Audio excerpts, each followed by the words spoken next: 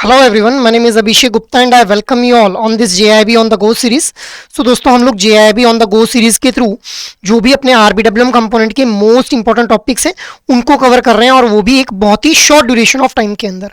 मतलब आप लोग इस JIB on the go series का यूटिलाइजेशन कर सकते हैं अपने कम्यूट टाइम, अपने लंच ब्रेक्स के अंदर, जहाँ पे 15 से 20 मिनट के अंदर जो है आप लोग इंपॉर्टेंट टॉपिक को भी रिवाइज कर सकते हैं, और साथ ही साथ उस टॉपिक के जो रेलेवेंट एमसीक्यू हैं उनको भी प्रैक्टिस कर सकते हैं आप लोग भी। तो आज के सेशन में we will be discussing implementation models and business process structure in retail banking guys. But before moving ahead, I just want to let you know guys कि भाई देखिए, जब भी हम लोग किसी भी एग्जाम की प्रिपरेशन करते हैं तो most important topics, previous year questions और मोस्ट इंपॉर्टेंट एमसीक्यूज, ये तीनों फैक्टर बहुत ही इंपॉर्टेंट रोल प्ले करते हैं आप लोगों की प्रिपरेशन के अंदर।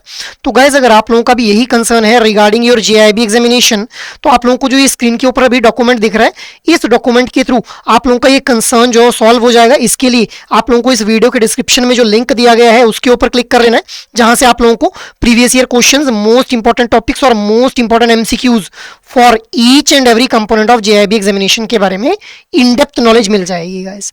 अब हम लोग आते हैं आज के सेशन के ऊपर।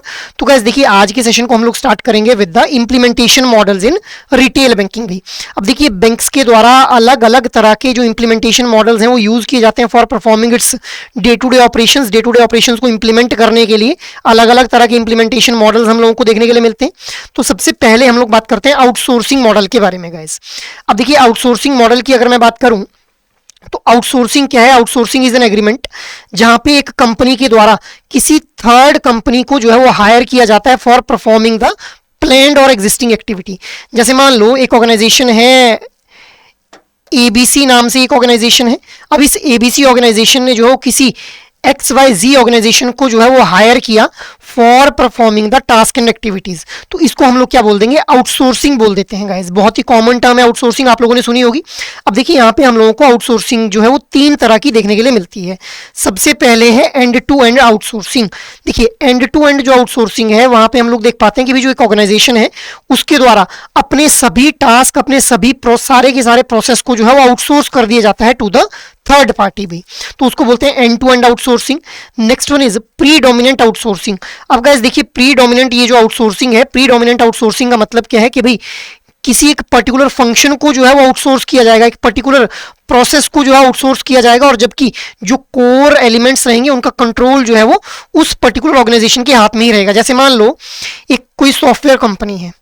अब इस सॉफ्टवेयर कंपनी के द्वारा जो ग्राफिक डिजाइनिंग का काम है, उसको ग्राफिक डिजाइनिंग वाला जो पर्टिकुलर सेगमेंट है उसको जो है आउटसोर्स किया जाता है। बाकी जो कोर कंट्रोल रहता है वो इसी सॉफ्टवेयर कंपनी के पास रहता है। तो इसको हम लोग क्या बोल देंगे? प्री डोमिनेंट जो है वो आउटसोर्सिंग बोल देंगे, जहां पे एक स्पेशलाइज्ड फंक्शन को जो है वो आउटसोर्स किया जा रहा है भाई। After that next one is the partial outsourcing. अब पार्शियल आउटसोर्सिंग के अंदर क्या होता है कि कुछ टास्क जो है वो एक ऑर्गेनाइजेशन खुद परफॉर्म करती है। जैसे मान लो कि भाई किसी एक बैंक के द्वारा जो है वो रिक्रूटमेंट का प्रोसेस किया जाना है। अब रिक्रूटमेंट का जो प्रोसेस है, उस रिक्रूटमेंट के प्रोसेस के अंदर जो शॉर्टलिस्टिंग ऑफ कैंडिडेट्स है वो बैंक खुद कर रहा है, और जो बैंक को जो है वो अपनी इस पर्टिकुलर किसी भी एक पोस्ट को फिलअप करने के लिए ह्यूमन रिसोर्स की रिक्वायरमेंट है, उसके लिए अदर पार्टीज के साथ में जो टाई अप किया हुआ है कि भाई आप लोग हमारे पास कैंडिडेट लाइए, अब शॉर्ट लिस्टिंग हम लोग खुद करेंगे, कैंडिडेट्स आप लोग लाइए। तो इसको बोल देंगे पार्शियल आउटसोर्सिंग गाइस। तो ये हम लोगों ने तीन तरह की आउटसोर्सिंग के बारे में बात कर ली भाई। After that next one is insourcing. जो नेक्स्ट इंप्लीमेंटेशन मॉडल है वो हो जाता है इनसोर्सिंग गाइस।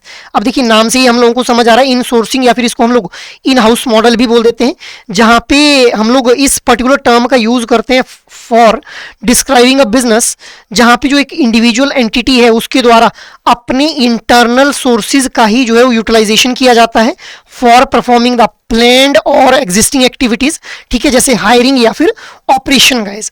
अब जब एक ऑर्गेनाइजेशन के द्वारा अपने इंटरनल रिसोर्सेज का ही यूज किया जाएगा for performing its day to day task या फिर for performing its activities which are planned as well as existing activities, तो उसको हम लोग क्या बोल देंगे? इनसोर्सिंग बोल देंगे गाइस। अब देखिए, आउटसोर्सिंग के बारे में आप लोगों ने देखा होगा कि भाई जब भी हम लोग देखते हैं कि भाई किसी भी एक बड़ी ऑर्गेनाइजेशन के द्वारा जो है वो, जैसे कोई भी एक फॉरेन की ऑर्गेनाइजेशन है उनके द्वारा अगर हम लोग बात करें तो इंडिया से जो है उन्होंने जो है वो वर्कफोर्स को जो है आउटसोर्स किया होता है। अब इंडिया के अंदर आप लोगों को आज की डेट में जो कॉल सेंटर्स काफ़ी देखने के लिए मिल रहे हैं। अब कॉल सेंटर्स के थ्रू क्या है कि बहुत बड़ी बड़ी ऑर्गेनाइजेशंस ने अपना जो कस्टमर सर्विस वाला जो फंक्शन है उसको आउटसोर्स कर रखा है। So this is the best example of outsourcing, so that आप लोग जो है डेली लाइफ से भी इसको रिलेट कर पाएंगे गाइस। अब अगर हम लोग बैंक्स की बात करें तो जो पब्लिक सेक्टर बैंक्स और जो ओल्ड प्राइवेट सेक्टर बैंक्स हैं वो प्राइमरीली जो है वो रिलाई करते हैं ऑन द इनसोर्सिंग मॉडल, मतलब उनके द्वारा इंटरनल सोर्सेज का ही यूज किया जाता है for performing their day to day activities या फिर टास्क भी। इसके अलावा जो न्यू एज प्राइवेट बैंक्स हैं वो बहुत ज्यादा जो है रिलाई करते हैं on the outsourcing model guys, मतलब उनके द्वारा जो एक थर्ड पार्टी को हायर किया जाता है अभी।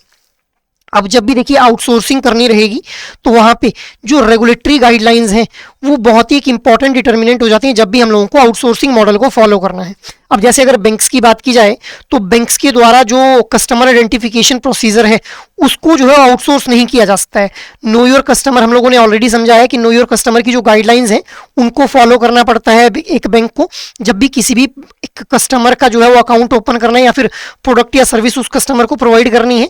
तो ये जो कस्टमर आइडेंटिफिकेशन प्रोसीजर है इसको जो है वो आउटसोर्स नहीं किया जाता।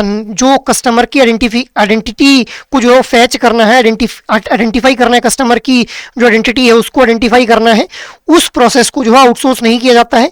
ठीक है, तो these are some of the regulatory prescriptions जो कि रिजर्व बैंक ऑफ इंडिया के द्वारा हम लोगों को देखने के लिए मिलती हैं कि भाई आरबीआई क्या बोलता है कि भाई आप लोग जो है अगर आउटसोर्सिंग कर रहे हैं तो कुछ जो रेगुलेटरी गाइडलाइंस है उनको फॉलो करना है। ऐसा नहीं है कि सारा प्रोसेस सारा टास्क ही आप लोग आउटसोर्स कर दें।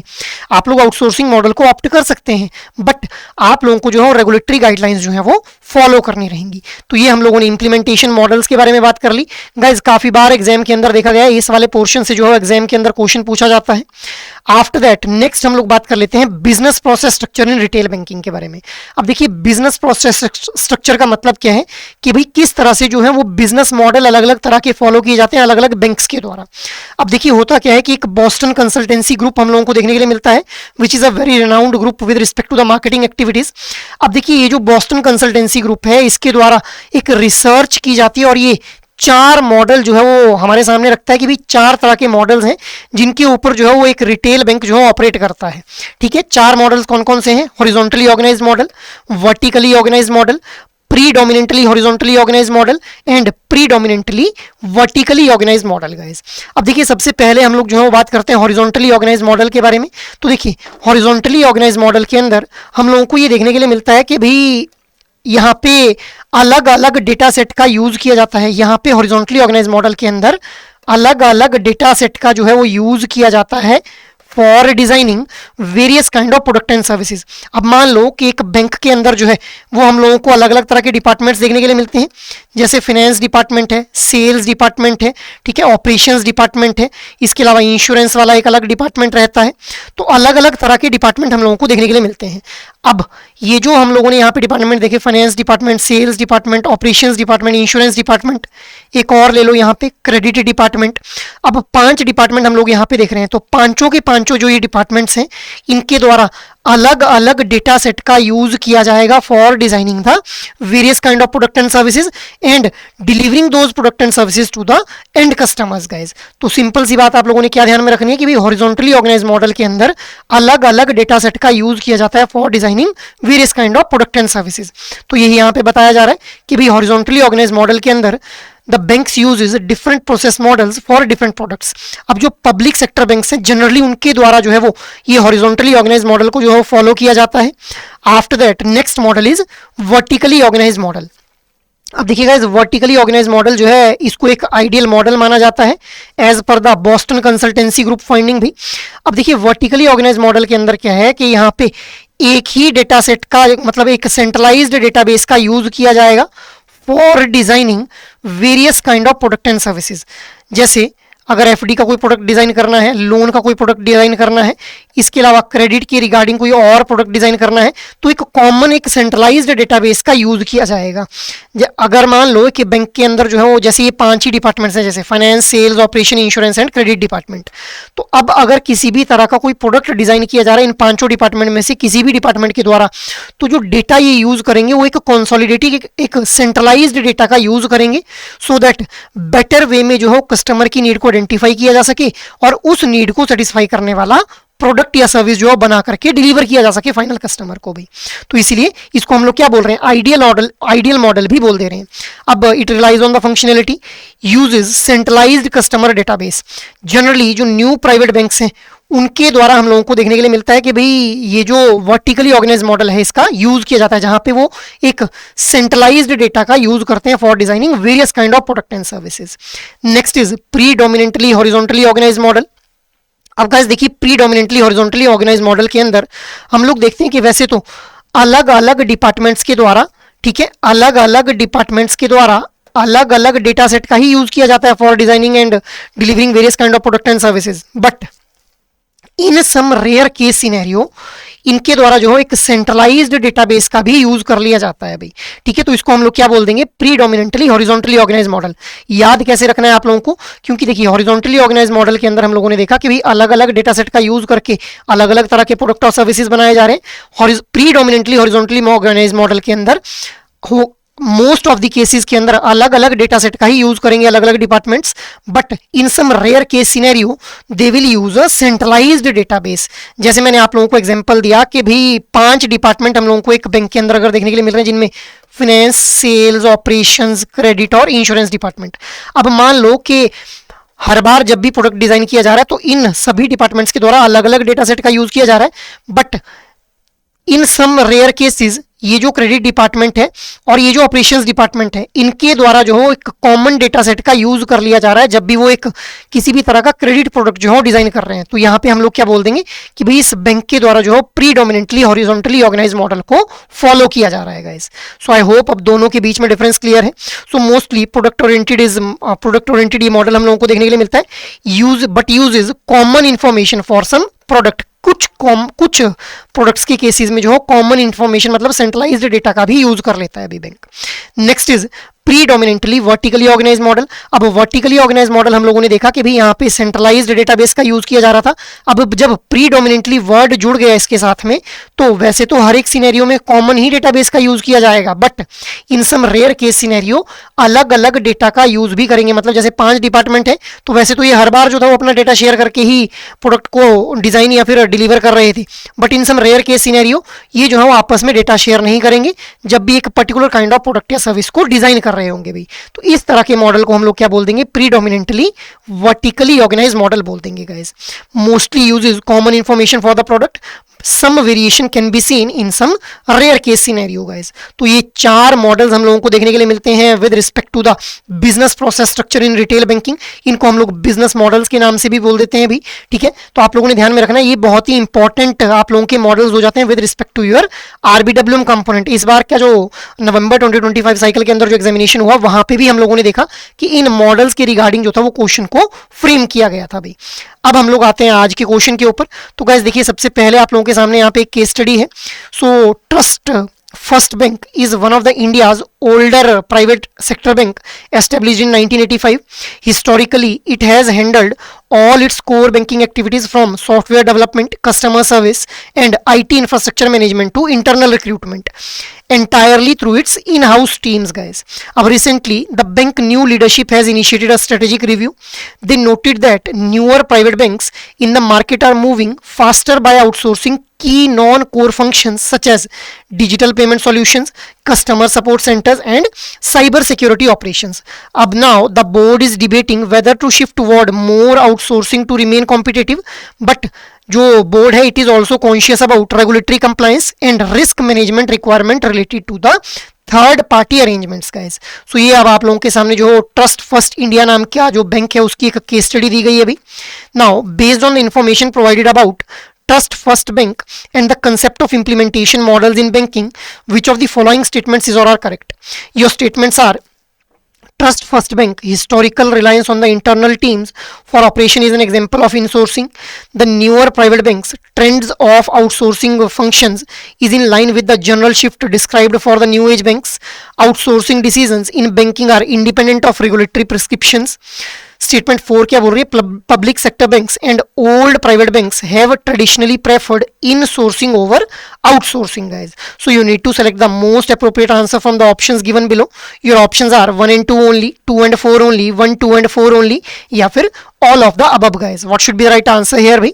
The right answer will be option number C, that is 1, 2 and 4. अब थर्ड स्टेटमेंट यहाँ पे गलत क्यों हो जाती है, क्योंकि यहाँ पे लिखा गया है outsourcing decisions in banking are independent of the regulatory prescription. नहीं भाई, जब भी आउटसोर्सिंग की जाएगी बैंक्स के द्वारा अपने टास्क या एक्टिविटीज़ की, तो रेगुलेटरी जो प्रिस्क्रिप्शन जो रिजर्व बैंक ऑफ इंडिया या फिर जो रेगुलेटरी बॉडी है उसके द्वारा जो भी रेगुलेटरी प्रिस्क्रिप्शंस दी जाएंगी, उन प्रिस्क्रिप्शंस को जो है वो फॉलो करना होगा बैंक को भी, जब भी आउटसोर्सिंग करनी है अपने टास्क या फिर एक्टिविटीज़ की गाइस, ठीक है। तो ये स्टेटमेंट हमारी गलत हो जाती है। Rest 3 are the correct statements guys. After that next case study is to banks operate with distinct operational models.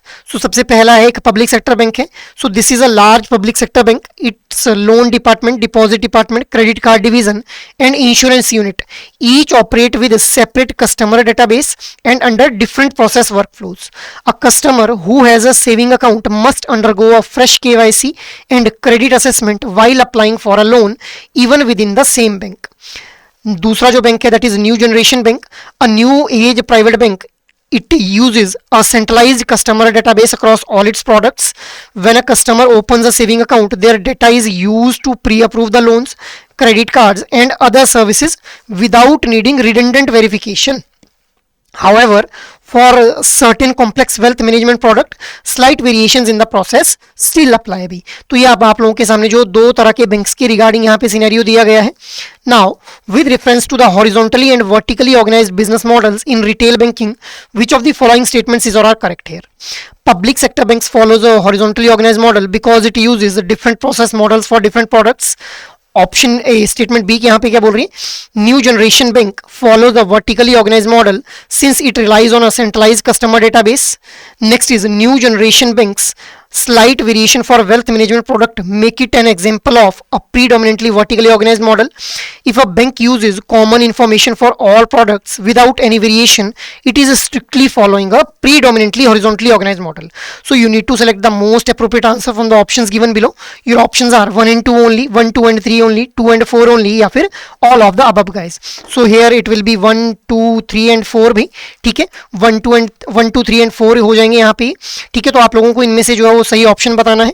The right answer here will be option number B, that is 1, 2 and 3। अब fourth जो ये statement है, why this statement is the incorrect one here, because यहाँ पे बोला गया कि भी अगर एक बैंक जो है कॉमन इन्फॉर्मेशन यूज कर रहा है सभी प्रोडक्ट्स के लिए विदाउट एनी वेरिएशन, तो ये स्ट्रिक्टली किसको फॉलो कर रहा है? प्रीडोमिनेंटली हॉरिजॉन्टली ऑर्गेनाइज्ड मॉडल को। नहीं भाई, ये जो है वो बात की जा रही है यहाँ पे वर्टिकली ऑर्गेनाइज्ड मॉडल के बारे में, जहां पे जो है कॉमन इंफॉर्मेशन का यूज किया जाता है। So this statement is incorrect, rest these are the correct statements guys. So इसीलिए option B will be the right one here भी।